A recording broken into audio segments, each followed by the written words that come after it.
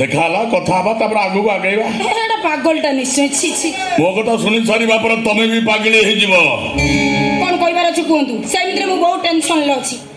ହଁ ସତ କହୁଛ?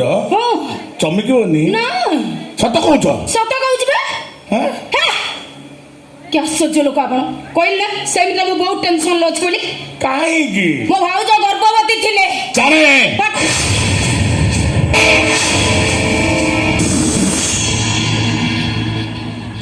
ତାଙ୍କ ପିଲାଟା ଜନ୍ମ ହେବା ପରେ ମରିଗଲା। ସେ କଥା ବି ଜାଣେ। ଆଉ ସବୁ କଣ ଜାଣନ୍ତି?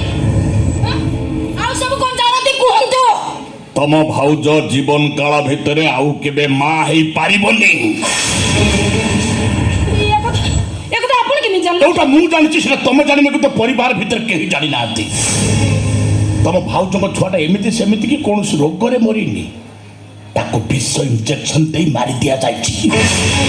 ଆଉ ସେ ବିଷ ଇଞ୍ଜେକ୍ସନ ଅନ୍ୟ କେହି ନୁହଁ, ତମ ବଡ ଭାଇ ଡକ୍ଟର ଅମ୍ଳାନ ସାମନ୍ତରାୟ ଦେଇଛି।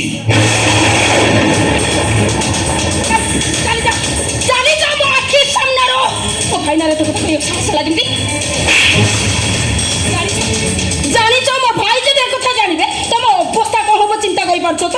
କଥାଟା ଯଦି ବାହାରେ ପ୍ରକାଶ କରି ଦିଆଯାଏ କଣ ହବ ତମ ଭାଇଙ୍କ ଅବସ୍ଥା?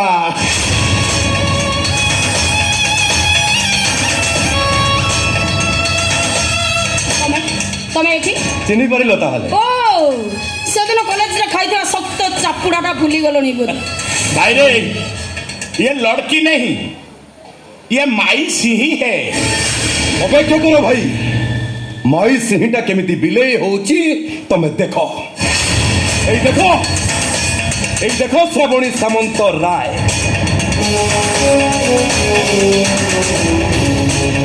এই ভিডিওটাକୁ ଟିକେ ଭଲ ଭାବରେ ଦେଖ।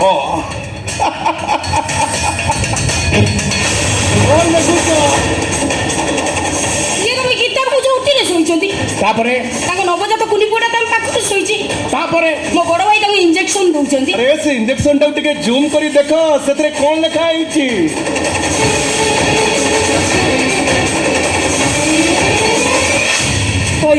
Yes poison. से पॉइजन इंजेक्शन दे से छुआटा को मारी देती।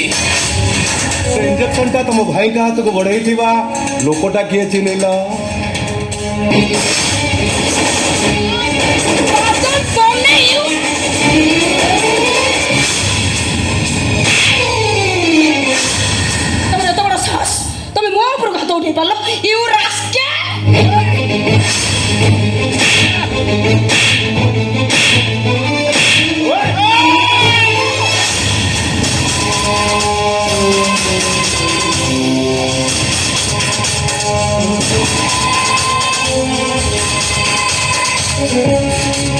तो बड़ भाई अरेस्ट हम, डाक्टरी सर्टिफिकेट कैंसल हम।